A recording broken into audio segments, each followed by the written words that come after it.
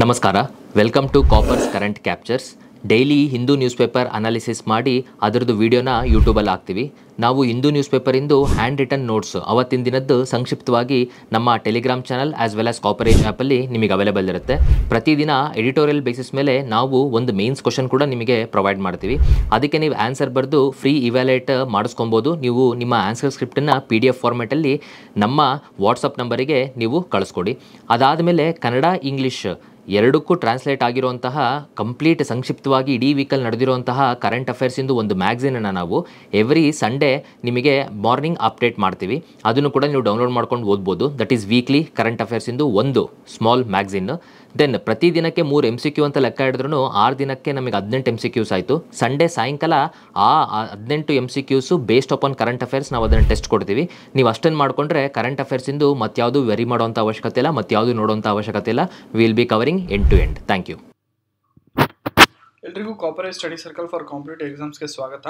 ಇವತ್ತು ನಾವು ಫೆಬ್ರವರಿ 15ರ ಹಿಂದೂ ನ್ಯೂಸ್ ಪೇಪರ್ನ ಅನಾಲಿಸಿಸ್ ಮಾಡ್ತಾ ಹೋಗೋಣ. ಡಿಲೇ ಮಾಡೋದು ಬೇಡ. ಇವತ್ತು ಆ್ಯಕ್ಚುಲಾಗಿ ಹೇಳ್ಬೇಕಂದ್ರೆ ಹಿಂದೂ ಪೇಪರಲ್ಲಿ ಏನೂ ಇಲ್ಲ, ಆದರೂ ಕೆಲವೊಂದೊಂದು ರಿಪೀಟೆಡ್ ಅಥವಾ ಎಕ್ಸಾಮ್ ಪಾಯಿಂಟ್ ಆಫ್ ವ್ಯೂ ಅಂತ ಇದು ರಿಲೆವೆಂಟ್ ಇರುವಂಥ ಕೆಲವೊಂದೊಂದು ಆರ್ಟಿಕಲ್ಸ್ ಇದೆ, ಅದನ್ನು ನೋಡ್ತಾ ಹೋಗೋಣ. ಇದು ನೋಡಿ, ನಮ್ಮ GS2ಗೆ ಸೋಷಿಯಲ್ ಜಸ್ಟಿಸ್ ವಲ್ನರಬಲ್ ಸೆಕ್ಷನ್ಸ್ ಏನು ವುಮನ್ ಎಂಪವರ್ಮೆಂಟ್ ಅಂತ ಏನು ನಾವು ಮಾತಾಡ್ತೀವಲ್ಲ ಅದ್ರ ಬಗ್ಗೆ ಇದೆ. ಈ ಆರ್ಟಿಕಲಲ್ಲಿ ಹೆಚ್ಚೇನು ಅವ್ರು ಜಾಸ್ತಿ ಏನು ಹೇಳಿಲ್ಲ. ಅಂದರೆ ಇತ್ತೀಚೆಗೆ ವುಮನ್ ಮೆನ್ಸ್ಟ್ರುರಲ್ ಲೀವ್ ಬಗ್ಗೆ ತುಂಬಾ ಮಾತಾಡ್ತಾ ಇದ್ದಾರೆ. ಅಂದರೆ ವುಮನ್ ಲೇಬರ್ ಫೋರ್ಸ್ ಪಾರ್ಟಿಸಿಪೇಷನ್ನು, ಅದರಲ್ಲಿ ಅವರ ಮೆನ್ಸ್ಟ್ರುಲೇಷನ್ ಪೇಯ್ಡ್ ಲೀವ್ಸು, ಇದ್ರ ಬಗ್ಗೆ ತುಂಬಾ ಇಶ್ಯೂ ನಡೀತಾ ಇದೆ. ಆ ಬೇಸಿಸ್ ಮೇಲೆ ಆಥರು ಒಂದು ಏನು ಆರ್ಟಿಕಲ್ ಬರ್ತಿದ್ದಾರೆ ಅಂತಂದರೆ, ನೀವು ಇದನ್ನು ಆ್ಯಕ್ಚುಲಾಗಿ a demand that could hamper gender equality ಈ ಥರದ್ದು ಒಂದು ನೀವು ಪೇಯ್ಡ್ ಲೀವ್ಸು ಅಥವಾ ಈ ಥರದನ್ನ ಮಾಡಿದ್ರೆ ಇನ್ನೂ ಜೆಂಡರ್ ಈಕ್ವಾಲಿಟಿನ ಇನ್ನೂ ಜಾಸ್ತಿ ಮಾಡ್ತಾ ಹೋಗ್ತೀರಾ ಅಂತ ಅಂದ್ಬಿಟ್ಟು ಅದ್ರ ಬಗ್ಗೆ ಏನು ಹೇಳಿದ್ದಾರೆ. Complexities surrounding the Sabarimala temple issues ಅದನ್ನು ಕಂಪ್ಯಾರಿಟಿವ್ ಮಾಡಿ ಮಾತಾಡಿದ್ದಾರೆ. ಅದಾದಮೇಲೆ questions the efficacy of mandatory paid menstrual leave ಅದ್ರ ಬಗ್ಗೆ ಏನು ಹೇಳಿದ್ದಾರೆ.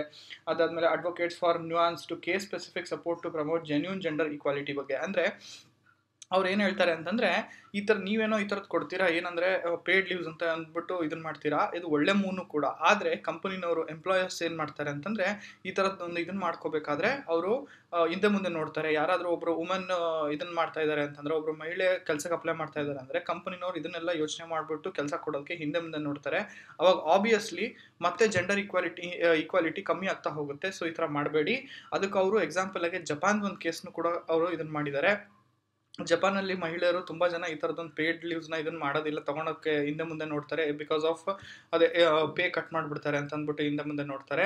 ಅದಾದಮೇಲೆ ಆಯಿತು, ನೀವು ಕೊಡೋದೇ ನಿಜ ಆದರೂ ಕೂಡ ಇದನ್ನು ಕೊಡೋರು ಯಾರು, ಯಾವ ಥರ ಕೊಡ್ತಾರೆ, ಏನು ಥರ, ಇದಕ್ಕೆ ಕೆಲವೊಂದೊಂದು ಎಕ್ಸಾಂಪಲ್ಸ್ ಹೇಳಿದ್ದಾರೆ ಅವರು. ಗುಜರಾತಲ್ಲಿ ಕೆಲವೊಂದೊಂದು ನಡೆದಿರೋ ದುರ್ಘಟನೆಗಳನ್ನೆಲ್ಲ ಎಕ್ಸಾಂಪಲ್ಸ್ ಆಗಿ ಇಟ್ಕೊಂಡು ಅವ್ರು ಏನು ಹೇಳಿದ್ದಾರೆ, ಈ ಥರ ನೀವು ಕೊಡೋದೇ ಆದರೆ ಅದಕ್ಕೆ ಅದರದ್ದೇ ಆದ ಒಂದು ಮೆಕ್ಯಾನಿಸಮ್ನ ಸೆಟ್ ಮಾಡಿ, ಆ ಮೆಕ್ಯಾನಿಸಮ್ಸನ್ನು ಕೂಡ ಅಕೌಂಟಬಲ್ ಆಗಿ ಮಾಡುವಂಥ ಕೆಲವೊಂದನ್ನು ಸಿಸ್ಟಮ್ನ ತಂದು ಕೇಸ್ ಸ್ಪೆಸಿಫಿಕ್ ಆಗಿ ಮಾಡಿ ಅಂತ ಅಂದ್ಬಿಟ್ಟು ಆ ಥರ ಹೇಳಿದ್ದಾರೆ.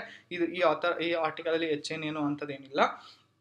ಇದು ಒಂದು ಜಸ್ಟ್ ಪಾಯಿಂಟ್ ಆಗಿ ನೀವು ತಗೋಬೋದು ಅಷ್ಟೇ. ಈ ಥರದ್ದು ಒಂದು ಆದರೆ ಜೆಂಡರ್ ಈಕ್ವಾಲಿಟಿನ ಜಾಸ್ತಿ ಮಾಡ್ದಂಗೆ ಆಗುತ್ತೆ. ಯಾಕೆ ಅಂತಂದರೆ ಎಂಪ್ಲಾಯರ್ಸ್ ಈ ಥರ ಹಿಂದೆ ಮುಂದೆ ನೋಡ್ತಾರೆ ಹೈರ್ ಮಾಡ್ಕೊಳಕ್ಕೆ ಅಂತ ಅಂದ್ಬಿಟ್ಟು ಈ ಆರ್ಟಿಕಲಲ್ಲಿ ಮಾತಾಡಿದ್ದಾರೆ. ಅದಕ್ಕೆ ಜಪಾನ್ ಕೇಸನ್ನು ಅವ್ರು ಎಕ್ಸಾಂಪಲ್ ಆಗಿ ಉಪಯೋಗಿಸ್ಕೊಂಡಿದ್ದಾರೆ. ಓಕೆ, ಇದಿಷ್ಟು. ಇನ್ನು ಇದು ಅಷ್ಟೇ, ಇದು ಕೂಡ ಇತ್ತೀಚೆಗೆ ಏನು ತಮಿಳ್ನಾಡು ಗವರ್ನರು ಅವ್ರಿಗೆ ಕೊಟ್ಟಂಥ ಒಂದು ಅಡ್ರೆಸ್, ಫಸ್ಟ್ ಇದನ್ನು ಅಡ್ರೆಸ್ ಮಾಡುವಂಥದ್ದನ್ನ ಏನು ಇಲ್ಲ ನಾನು ಇದನ್ನು ಮಾಡೋದಿಲ್ಲ ಅಂತ ಏನು ಹೇಳಿದಾರಲ್ಲ, ಅದ್ರ ಬಗ್ಗೆ ಪಾಸ್ಟಲ್ಲಿ ಪ್ರೆಸಿಡೆಂಟ್ಸು ಮತ್ತು ಗವರ್ನರ್ಗೆ ಈ ಥರದೊಂದು ಪರಿಸ್ಥಿತಿ ಬಂದಾಗ ಏನಾಗಿತ್ತು, ಮುಂದೆ ಏನು ಮಾಡಬೇಕು ಅಂತ ಒಂದು ಇದ್ರ ಮೇಲೆ ಇದು ಎಕ್ಸಾಮ್ ಪಾಯಿಂಟ್ ಆಫ್ ವ್ಯೂಯಿಂದ ನನಗೆ ಅಷ್ಟೊಂದು ರೆಲೆವೆಂಟ್ ಅಂತ ಅನಿಸಿಲ್ಲ. ಹಾಗಾಗಿ ನಿಮಗೆ ಇದು ಜಸ್ಟ್ ಒಂದು ಬ್ರೀಫ್ ರೀಡಿಂಗ್ ಮಾಡ್ಕೊಳ್ಳಿ, ಅಷ್ಟು ಬಿಟ್ಟರೆ ಬೇರೆ ಇದರಲ್ಲಿ ಏನೂ ಇಲ್ಲ. ಓಕೆ, ಅದನ್ನು ಹೇಳ್ತಾ ನೋಡಿ, ಇನ್ನೊಂದು ಇದೇನಂತಂದರೆ, centre uses British era act to block internet in Punjab ಅಂತ ಒಂದು GS2ನ ಗವರ್ನೆನ್ಸ್ ಟಾಪಿಕ್ಗೆ ಹೆಲ್ಪ್ ಆಗುತ್ತೆ. ಅಂದರೆ ಇಂಟರ್ನೆಟ್ ಬ್ಲಾಕೇಜ್ ಇದ್ರ ಬಗ್ಗೆ ಈ ಕಳೆದ ಸುಮಾರು ವರ್ಷಗಳಿಂದ, ಅಂದರೆ ಕಾಶ್ಮೀರಲ್ಲಿ ಆರ್ಟಿಕಲ್ 370ನ ರಿವೋಕ್ ಮಾಡಿದಾಗ ಇದನ್ನು ಆ ಥರದ್ದೆಲ್ಲ ಮಾಡಿದಾಗಲೂ ಕೂಡ ಇಂಟರ್ನೆಟ್ ಇಶ್ಯೂಸ್ ನಡೀತಾನೆ ಬರ್ತಾ ಇದೆ. ಅಂದರೆ ಸಸ್ಪೆಂಡ್ ಮಾಡಿಬಿಡ್ತಾರೆ ಗೌರ್ಮೆಂಟ್ ಅವರು. ಆ ನಿಟ್ಟಲ್ಲಿ ಇದನ್ನು ಏನು ಹೇಳಿದ್ದಾರೆ ಅಂದರೆ, ಇವರು ಬ್ರಿಟಿಷ್ ಎರಾ ಲಾನ ಯೂಸ್ ಮಾಡಿಬಿಟ್ಟು ಇಂಟರ್ನೆಟ್ನ ಸಸ್ಪೆನ್ಷನ್ನ ಮಾಡ್ತಾ ಇದ್ದಾರೆ ಅಂತ ಅಂದ್ಬಿಟ್ಟು ಪಂಜಾಬಲ್ಲಿ ಹೇಳಿದ್ದಾರೆ. ಯಾಕೆಂದರೆ ಪಂಜಾಬಲ್ಲಿ ಈಗ ಪ್ರೊಟೆಸ್ಟ್ ಮಾಡ್ತಿದ್ದಾರೆ. ಆ ಬೆನ್ನಲ್ಲಿ ನಿಮಗೊಂದು ಸಣ್ಣ ತುಣುಕು ಇಂಟರ್ನೆಟ್ ಶಟ್ಡೌನ್ಸ್ ಇನ್ ಇಂಡಿಯಾ ಯಾವ ಥರ ಏನಾಗ್ತಾ ಇದೆ ಅಂತ. First of all supreme court ಅವರು ಇಂಟರ್ನೆಟ್ ಒಂದು ಬೇಸಿಕ್ ರೈಟ್, ಫಂಡಮೆಂಟಲ್ ರೈಟ್ ಅಂತ ಅಂದ್ಬಿಟ್ಟು, ಏನಕ್ಕೆ ಅದನ್ನು ಫ್ರೀಡಮ್ ಆಫ್ ಎಕ್ಸ್ಪ್ರೆಷನ್ ಮತ್ತು ಅದರ್ ರೈಟ್ಸ್ ಒಳಗಡೆ ಇನ್ಕ್ಲೂಡ್ ಮಾಡಿಬಿಟ್ಟು ಸುಪ್ರೀಂ ಕೋರ್ಟೇ ಆಲ್ರೆಡಿ ಒಪ್ಕೊಂಡಿದೆ ಇದೊಂದು ಫಂಡಮೆಂಟಲ್ ರೈಟ್ ಅಂತ. ಅದಾದಮೇಲೆ ಈಗ ನಮ್ಮ ದೇಶದಲ್ಲಿ ನಡೀತಿರೋ ಡಿಜಿಟಲ್ ಇನ್ಕ್ಲೂಷನ್ ಇರೋದ್ರಿಂದ ಅಂದರೆ ಡಿಜಿಟಲ್ ಇದು ನಡೀತಾ ಇರೋದ್ರಿಂದ ಎಜುಕೇಷನ್ ಸಂಬಂಧಪಟ್ಟ ಹಾಗೆ ಹೆಲ್ತ್ ಕೇರಲ್ಲಿ economic opportunity, participation in digital society ಇದು ಕಂಪಲ್ಸರಿ ಅನ್ನೋದಕ್ಕಿಂತ ಒಂದು ಅದು ಮೂಲಭೂತ ಒಂದು ಸೌಕರ್ಯ ಆಗಿರೋದ್ರಿಂದ ಬೇಕು ಅಂತ ಅಂದ್ಬಿಟ್ಟು ಕೂಡ ಒಂದು ಪಾಯಿಂಟನ್ನು ಇದು ಮಾಡ್ಬೋದು. ಆಮೇಲೆ ರೀಸೆಂಟ್ ಬ್ಯಾನ್ ನಿಮಗೆ ಗೊತ್ತಿರ್ಬೋದು, ಟೆಂಪ್ರರಿ ರೆಸ್ಟ್ರಿಕ್ಷನ್ಸ್ ಮಾಡ್ತಾರೆ, ಕಂಟೆಂಟ್ ಬ್ಲಾಕಿಂಗ್ ಮಾಡ್ತಾರೆ. ಕಂಟೆಂಟ್ ಬ್ಲಾಕಿಂಗ್ ಅಂದರೆ ವೆಬ್ಸೈಟಲ್ಲಿ ಕೆಲವೊಂದೊಂದು ಕಂಟೆಂಟನ್ನು ತೆಗೆದೇ ಹಾಕ್ಬಿಡ್ತಾರೆ. ಓಕೆ, ಆ ಥರದ್ನೆಲ್ಲ ಮಾಡ್ತಾ ಇದ್ದಾರೆ. ಇನ್ನು ಇದ್ರ ಕನ್ಸರ್ನ್ಸ್ ಏನಂತಂದರೆ, ಒಂದು ಗೈಡ್ಲೈನ್ಸಲ್ಲಿ ಗೈಡ್ಲೈನ್ಸಲ್ಲಿ ಯಾವುದೇ ಒಂದು ಕ್ಲಾರಿಟಿ ಇರೋದಿಲ್ಲ ಯಾವ ಥರ ಏನು ಮಾಡಬೇಕು ಅಂತ. ಅವ್ರ ಗೈಡ್ಲೈನ್ಸಲ್ಲಿ ಏನೋ ಇರುತ್ತೆ, ಆದರೆ ಅದನ್ನು ಮಾಡೋರು ತುಂಬ ಬೇರೆ ಥರನೇ ಅರ್ಥ ಮಾಡಿಕೊಂಡು ಇದನ್ನು ಮಾಡ್ತಾ ಇದ್ದಾರೆ, ರೆಸ್ಟ್ರಿಕ್ಟ್ ಮಾಡ್ತಾ ಇದ್ದಾರೆ. ಚಿಲ್ಲಿಂಗ್ ಎಫೆಕ್ಟ್ ಈ ಥರ ಮಾಡೋದ್ರಿಂದ ತುಂಬಾ ಒಂದು ಫ್ರೀಡಮ್ ಆಫ್ ಎಕ್ಸ್ಪ್ರೆಷನ್ ಆಗಿರ್ಬೋದು, ಸ್ಪೀಚ್ ಆಗಿರ್ಬೋದು, ಇಲ್ಲ ಓದೋ ಮಕ್ಕಳಿಗೆ ಒಂದು ಓದುವಂಥ ಸೌಲಭ್ಯ ಇದರದೆಲ್ಲ ಕೂಡ ಎಫೆಕ್ಟ್ಸ್ ಇದ್ರ ಮೇಲೆ ಆಗುತ್ತೆ. ಇನ್ನು ಬಿಸ್ನೆಸಸ್ಗೂ ಈಗ ಸುಮಾರು ಬಿಸ್ನೆಸ್ಸು ಇಂಟರ್ನೆಟ್ ಮೇಲೆ ಅವಲಂಬಿತವಾಗಿರುತ್ತೆ. ಸೊ ಈ ಥರದ್ದೊಂದು ಇಂಟರ್ನೆಟ್ ಬ್ಲಾಕ್ ಮಾಡಿದಾಗ ಬಿಸ್ನೆಸ್ ಕೂಡ ಇಂಪ್ಯಾಕ್ಟ್ ಆಗುತ್ತೆ. ಓಕೆ, ನೆಕ್ಸ್ಟ್ ಅದಕ್ಕೆ ನಾವು ಏನು ಮಾಡ್ಬೋದು ಅಂತಂದರೆ, ಒಂದು ಟ್ರಾನ್ಸ್ಪರೆಂಟ್ ಪ್ರೊಸೀಜರ್ಸ್ನ ಸೆಟ್ ಮಾಡ್ಬೋದು, ಒಂದು ಕ್ಲಿಯರ್ ಗೈಡ್ಲೈನ್ಸು, ಮತ್ತು ಆ ಗೈಡ್ಲೈನ್ಸ್ನ ಪ್ರೊಸೆಸ್ ಮಾಡೋದಕ್ಕೆ ಒಂದು ಟ್ರಾನ್ಸ್ಪರೆಂಟ್ ಪ್ರೊಸೆಸ್ ಕೂಡ ಒಂದು ಇದು ಮಾಡ್ಬೋದು. ಆಮೇಲೆ ಗ್ರಾಜುಯೇಟೆಡ್ ರೆಸ್ಪಾನ್ಸ್ ಅಂದರೆ ಲೆಸ್ ರೆಸ್ಟ್ರಿಕ್ಟಿವ್ ಮೆಜರ್ಸ್ ಮಾಡಿ, ಇಂಟರ್ನೆಟ್ ಬ್ಯಾನ್ ಮಾಡಿ, ಸ್ಟೇಟ್ ಸೆಕ್ಯೂರಿಟಿ ಅದನ್ನೆಲ್ಲ ಬ್ಯಾಲೆನ್ಸ್ ಮಾಡೋಕ್ಕೆ ಮಾಡಬೇಕಾಗುತ್ತೆ ಕೆಲವೊಂದೊಂದು ಸತಿ. ಆದರೆ ಕೆಲವೊಂದೊಂದು ಲೆಸ್ ರಿಸ್ಟ್ರಿಕ್ಟಿವ್ ಮಾಡಿ ಎಕ್ದಮ್ ಬ್ಯಾನ್ ಮಾಡಿಬಿಟ್ಟು ತಿಂಗಳಾನ್ಗಟ್ಲೆ ಇಂಟರ್ನೆಟ್ ಇಲ್ದಂಗೆ ಮಾಡಿದ್ರೆ ತುಂಬಾ ಕಷ್ಟ ಆಗುತ್ತೆ. ಯಾಕೆಂದರೆ ಇವತ್ತು ಇಂಟರ್ನೆಟ್ ಇಲ್ದಲೇ ಏನನ್ನೂ ಮಾಡೋಕ್ಕೂ ಕಷ್ಟ. ಇವತ್ತು ಅಂಥ ಪರಿಸ್ಥಿತಿ ಬಂದು ಇದಾಗಿದೆ, ಯಾಕೆಂದರೆ ನಾವು ಇಂಟರ್ನೆಟ್ಟಿಗೆ ಅಷ್ಟೊಂದು ಇದಾಗ್ಬಿಟ್ಟಿದ್ದೀವಿ. Okay, next promote digital literacy. ಅಂದರೆ ಇದ್ರ ಬಗ್ಗೆ ಒಂದು ಅವೇರ್ನೆಸ್ ಮಾಡಿಸಿ, ರೆಸ್ಪಾನ್ಸಿಬಲ್ ಬಿಹೇವಿಯರ್ ಯಾವ ಥರ ಅಂದರೆ ಈವನ್ ಸಿಟಿಸನ್ಸ್ಗೂ ಕೂಡ ಇಂಟರ್ನೆಟ್ಟನ್ನು ಯಾವ ಥರ ಯೂಸ್ ಮಾಡಬೇಕು, ಅದರಿಂದ ಯಾವ ಥರ ಉಪಯೋಗಗಳು ತಗೋಬೇಕು, ಯಾವ ಥರ ಸೋಷಲಾಗಿ ಅದರ ಮೇಲೆ ಬಿಹೇವಿಯರ್ ಮಾಡಿ, ಇದನ್ನೆಲ್ಲ ಕೂಡ ಮಾಡಿ. ಅದಾದ್ಮೇಲೆ ಕ್ರಿಟಿಕಲ್ ಥಿಂಕಿಂಗ್ ಅಂದರೆ ಯಾವ್ದು ಒಳ್ಳೆಯದು ಯಾವ್ದು ಕೆಟ್ಟದು. ಈಗ ಸೋಷಿಯಲ್ ಮೀಡಿಯಾದಲ್ಲಿ ಏನೇನೋ ಕೆಟ್ಟದನ್ನೆಲ್ಲ ಪ್ರಮೋಟ್ ಮಾಡ್ತಾ ಹೋಗ್ತಾರೆ. ಅದನ್ನೆಲ್ಲ ಜನ ನಾವು ಎಷ್ಟು ಮಟ್ಟಿಗೆ ಇದನ್ನು ಒಪ್ಕೊಂಡ್ರೆ ಸೊಸೈಟಿ ಏನಾಗುತ್ತೆ ಅನ್ನೋದನ್ನ ಜನಕ್ಕೆ ಒಂದು ಅವೇರ್ನೆಸ್ ಕ್ರಿಯೇಟ್ ಮಾಡ್ತಾ ಹೋಗಿ, ಕ್ರಿಟಿಕಲ್ ಥಿಂಕ್ ಮಾಡೋಂಥದ್ದು ಒಂದು. ಅದಾದ್ಮೇಲೆ ಮಲ್ಟಿ ಸ್ಟೇಕ್ ಹೋಲ್ಡರ್ ಡೈಲಾಗ್ ಅಂದರೆ ಎಲ್ಲರೂ ಗವರ್ಮೆಂಟು, NGOs ಇವರೆಲ್ಲರೂ ಇದನ್ನು ಮಾಡಿಕೊಂಡು ಒಂದು ಸೊಲ್ಯೂಷನ್ ಕಂಡುಹಿಡೀರಿ. ನೀವು ಒಬ್ಬಷ್ಟೇ ಇದನ್ನು ಮಾಡಬೇಡ್ರಿ. ಆಮೇಲೆ ನಮ್ಮ ದೇಶದ ಸೆಕ್ಯೂರಿಟಿ ಮತ್ತು ಫ್ರೀಡಮ್ ಆಫ್ ಎಕ್ಸ್ಪ್ರೆಷನ್ ಇವೆರಡನ್ನೂ ಬ್ಯಾಲೆನ್ಸ್ ಮಾಡೋ ಅಂತ ಒಂದು ಸಿಸ್ಟಮ್ನ ತೊಗೊಂಬಂದು ಇದನ್ನು ಮಾಡಿ ಅಂತ ಅಂದ್ಬಿಟ್ಟು ನಾನು ನಿಮಗೆ ಜನರಲ್ ಪಾಯಿಂಟ್ಸ್ನ ಕೊಟ್ಟಿದ್ದೀನಿ. ಇದು ಎಕ್ಸಾಮಲ್ಲಿ ಕೇಳಿದ್ರೆ ನೀವು ಪಾಯಿಂಟ್ಸ್ನ ಕೂಡ ಯೂಸ್ ಮಾಡಿಕೊಂಡು ಆನ್ಸರ್ಸ್ನ ಬರೀಬೋದು. ಅಂದರೆ ಇಂಟರ್ನೆಟ್ ಶಟ್ಡೌನ್ಸ್ ಇಶ್ಯೂಸ್ ಬಗ್ಗೆ ಏನೇ ಕ್ವಶನ್ಸ್ ಬಂದರೂ ಕೂಡ ನೀವು ಈ ಪಾಯಿಂಟ್ಸನ್ನು ಹಾಕಿದ್ರು ಕೂಡ ನಿಮಗೆ ಹೆಲ್ಪ್ ಆಗ್ತಾ ಹೋಗುತ್ತೆ. ಈ ಒಂದು ಫ್ರೇಮ್ವರ್ಕಲ್ಲೇ ನೀವು ಮುಂದೆ ನ್ಯೂಸ್ ಪೇಪರಲ್ಲಿ ಬರೋ ಆರ್ಟಿಕಲ್ಸನ್ನು ಎಕ್ಸಾಂಪಲ್ಸ್ ಆಗಿ ಕೂಡ ಆ್ಯಡ್ ಮಾಡ್ತಾ ಹೋಗ್ಬೋದು. ಓಕೆ, ಇದಿಷ್ಟು ಹೇಳ್ತಾ ನೆಕ್ಸ್ಟ್ ಆರ್ಟಿಕಲ್ಗೆ ಬರೋಣ. ನೆಕ್ಸ್ಟ್ ಆರ್ಟಿಕಲ್ಲು ನಮ್ಮ GS3ನ ಅಗ್ರಿಕಲ್ಚರ್ ಟಾಪಿಕಲ್ಲಿ ಸಬ್ಸಿಡೀಸ್ ಅಂತ ಏನಿದೆಯಲ್ಲ, ಅದರಲ್ಲಿ MSP ಮಿನಿಮಮ್ ಸಪೋರ್ಟ್ ಪ್ರೈಸ್ ಅಂತ ಏನು ಬರುತ್ತಲ್ಲ, ಮ್ಯಾಕ್ಸಿಮಮ್ ಸಪೋರ್ಟ್ ಪ್ರೈಸ್ ಅಂತ ಏನು ಬರುತ್ತಲ್ಲ, ಆ ಒಂದು ನಿಟ್ಟಿನಲ್ಲಿ ಇದು ತುಂಬ ಏನಾಗುತ್ತೆ. ಕ್ರಿಸಿಲ್ ಅವ್ರು ಏನು ಹೇಳಿದ್ದಾರೆ ಅಂತಂದರೆ, MSP ಎಲ್ಲ ಕ್ರಾಪ್ಸಿಗೂ MSP ಕೊಡೋದ್ರಿಂದ ಕನ್ಸ್ಯೂಮರ್ ಡಿಮ್ಯಾಂಡ್ ಜಾಸ್ತಿ ಆಗುತ್ತೆ ಅಂತ ಅಂದ್ಬಿಟ್ಟು ಹೇಳಿದ್ದಾರೆ. ಓಕೆ, ಇನ್ಕಮು ಜಾಸ್ತಿ ಆಗುತ್ತೆ, ಅದ್ರ ಜೊತೆ ಕನ್ಸ್ಯೂಮರ್ ಡಿಮ್ಯಾಂಡು ಜಾಸ್ತಿ ಆಗುತ್ತೆ ಅಂತ ಅಂದ್ಬಿಟ್ಟು ಹೇಳಿದ್ದಾರೆ. ಆ ನಿಟ್ಟಿನಲ್ಲಿ ಆರ್ಟಿಕಲ್ ಇಂಪಾರ್ಟೆಂಟ್ ಅನಿಸ್ತು.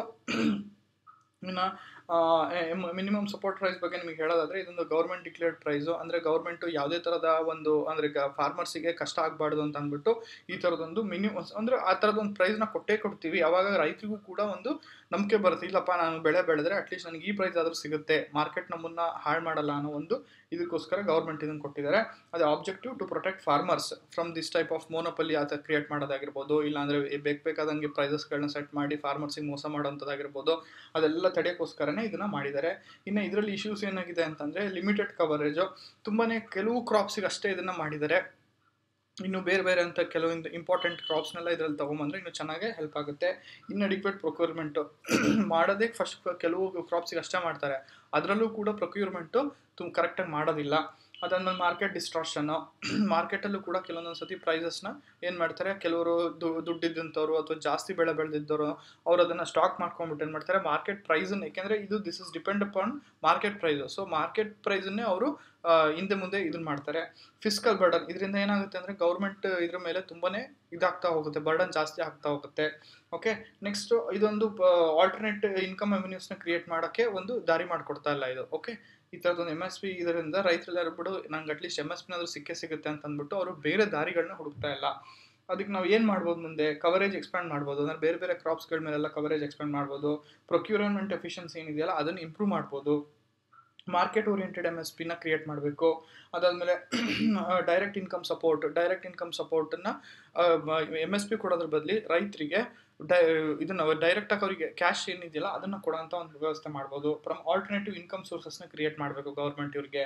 ಅದಾದಮೇಲೆ ಸ್ಟೇಕ್ ಹೋಲ್ಡರ್ ಡೈಲಾಗು, ಯಾರು ಭಾಗಿಯಾಗಿದ್ದಾರಲ್ಲ ಇದರಲ್ಲಿ, ಅಂದರೆ ರೈತರಾಗಿರ್ಬೋದು, ದಲ್ಲಾಳಿಗಳಾಗಿರ್ಬೋದು, ಇವ್ರನ್ನೆಲ್ಲ ಇದನ್ನು ಮಾಡಿಕೊಂಡು ಒಂದು ಒಕ್ಕೂಟದಲ್ಲಿ ಒಂದು ಮೆಕ್ಯಾನಿಸಮ್ನ ಕ್ರಿಯೇಟ್ ಮಾಡ್ಬೋದು ಗೌರ್ಮೆಂಟ್, ಎಲ್ಲರನ್ನೂ ಸೇರಿಸ್ಕೊಂಡ್ಬಿಟ್ಟು.